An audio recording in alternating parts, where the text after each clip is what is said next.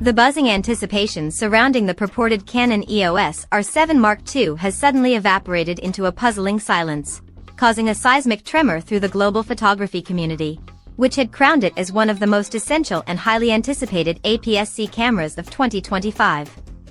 Enthusiasts, wildlife photographers, and professional videographers alike were ready for what many predicted would be the definitive crop sensor hybrid workhorse, offering a revolutionary blend of next-generation performance, blistering fast processing power, and sophisticated video production tools designed specifically to push the boundaries of the APS-C category.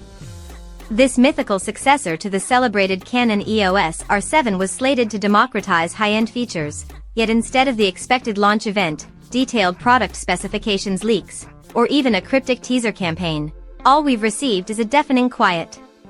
Multiple credible industry reports and insider whispers are now strongly suggesting that the Canon R7 II has been strategically and quietly delayed, with some sources indicating a possible launch deferral all the way back into mid to late 2026. While this news is undoubtedly a major disappointment for the vocal prosumer market segment fixated on mirrorless systems, a deeper examination reveals that this is not merely a logistical hiccup, but a highly calculated move by Canon, offering profound insights into their long-term market strategy, their commitment to the EOS ecosystem, and the evolving financial dynamics of the digital imaging sector. To truly decipher the reasoning behind this pivotal product roadmap adjustment, one must first reflect on the immense, and frankly, unprecedented success of the original Canon EOS R7. Upon its release, the R7 swiftly became a benchmark APS-C mirrorless camera, carving out a commanding position with its core specifications: a high-resolution 32.5-megapixel APS-C sensor, underpinned by the legendary dual-pixel CMOS AF2 for lightning-fast and intelligent autofocus, advanced subject detection capabilities covering animals, vehicles, and people, and truly incredible sustained burst speeds, clocking in at an astounding 30 frames per second using the electronic shutter, or A. Robust 15 frames per second with the mechanical shutter, a dream for sports and wildlife photography. Beyond stills, it delivered exceptional oversampled 4K video at 60 frames per second and buttery smooth Full HD 120 frames per second slow-motion footage, providing immense creative shooting flexibility. Crucially, it housed a highly effective 5-axis in-body image stabilization system, rated for up to an industry-leading 7 stops of correction when paired with specific lenses, all packaged within a durable, weather-sealed magnesium alloy body weighing a mere 612 grams. This potent combination established the R7 as the perfect balance of price, cutting-edge performance, and essential portability for its target demographic of serious photo and video creators. Given this runaway success and the strong consumer demand signal, one might assume Canon would rush its successor to market. However, the reality is far more complex than simple inventory management or component shortages. While in the recent past, the most obvious explanation for such a delay would involve generalized production-related challenges, be it the lingering global semiconductor scarcity, supply chain disruptions, or specialized sensor fabrication issues, this explanation seems to break down under current scrutiny. Canon has successfully navigated the turbulent waters of the last few years, recently launching its high-margin, flagship full-frame cameras, including the much-lauded EOS R5 Mark II and the top-tier EOS R1, both of which arrived on schedule without any significant commercial setbacks. This clearly indicates that Canon's manufacturing logistics and production pipelines are robust and entirely stable. Therefore, if the R7 II is not being held back by a technical bottleneck or a failure in operations management, the true strategic rationale must be deeply embedded within Canon's overarching business model and competitive market strategy. The digital camera market has undergone a dramatic transformation over the last decade, fundamentally altering the role of the APS-C format. Historically, crop sensor cameras served as the essential entry point into the comprehensive EOS mirrorless ecosystem, appealing to budget-conscious beginners, advancing enthusiasts, and even some professionals who specifically required the extra focal length reach for applications like birding and action sports.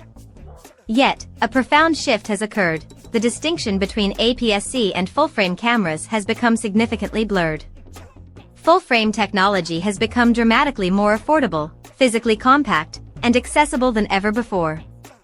Key models like the Canon EOS R8, often retailing for a highly competitive price point, and the EOS R6 Mark II, which has experienced strategic price reductions to maintain market share, now occupy a price bracket perilously close to the projected launch cost of a hypothetical high-end APS-C model.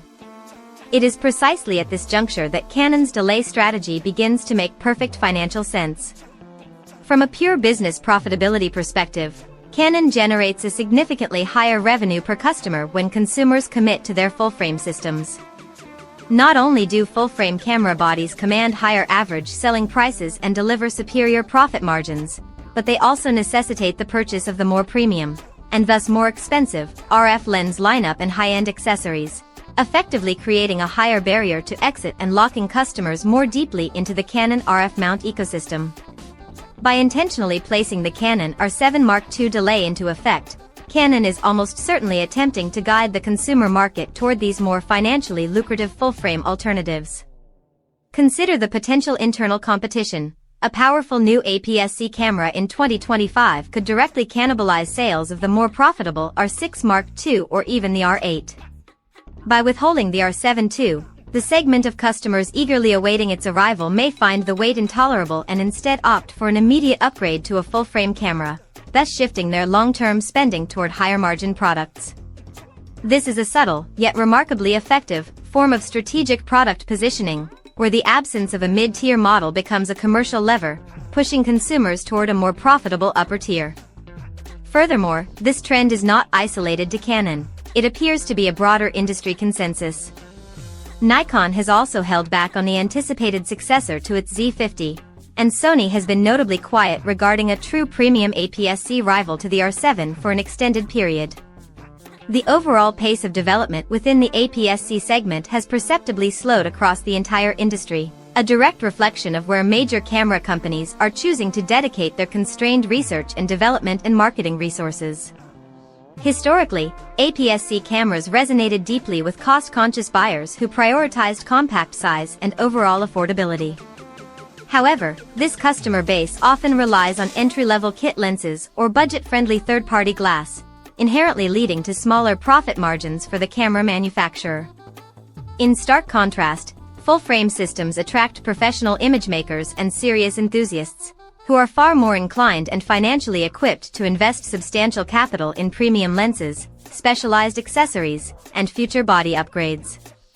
In a global camera market that is continuously contracting due to the omnipresent dominance of high-quality smartphone photography, major players like Canon, Sony, and Nikon face an existential mandate to aggressively focus on the market segments that guarantee the greatest financial returns and shareholder value.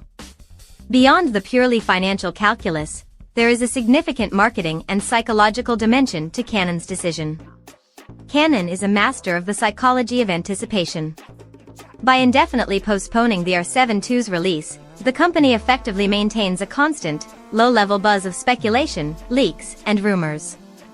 This sustained hype generation ensures that when the camera finally does make its eventual debut, it will launch under a wave of massive, pent-up consumer attention, almost guaranteeing a significantly stronger and more impactful market entrance. The matter of product launch timing is also critical, Canon's immediate focus. Throughout late 2024 and early 2025 has been unequivocally directed at its premium full-frame lineup, with the R5 Mark II and R1 acting as the central pillars of their technology showcase. These launches serve to solidify Canon's image as the undisputed leader in innovation, advanced engineering, and professional performance. Releasing the R7 II concurrently would risk not only stealing a portion of the spotlight but, more detrimentally, creating a scenario of direct internal product competition. Why, a consumer might ask, should they commit to a $3,000 plus R6 Mark II when they could potentially acquire a vast majority of its core features in an R7 II for nearly half the expenditure?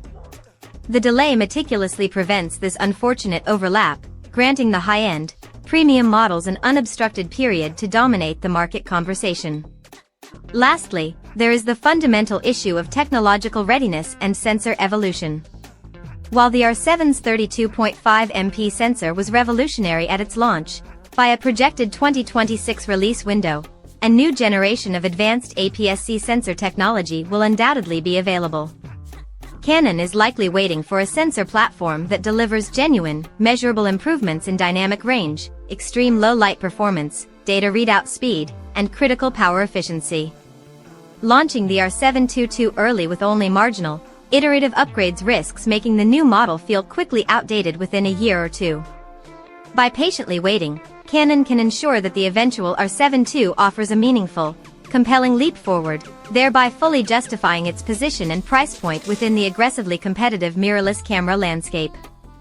Ultimately, the ongoing saga of the Canon EOS R7 Mark II delay underscores one irrefutable fact: Canon is in absolute, calculated control of its long-term strategic roadmap.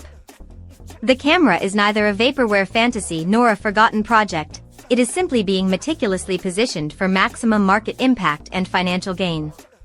By enforcing this calculated delay, Canon is simultaneously protecting its highly profitable premium lineup, ensuring the integration of future-proof technology, and subtly shaping core consumer purchasing behavior in a manner that delivers the maximum benefit to the overall brand and its expansive RF ecosystem.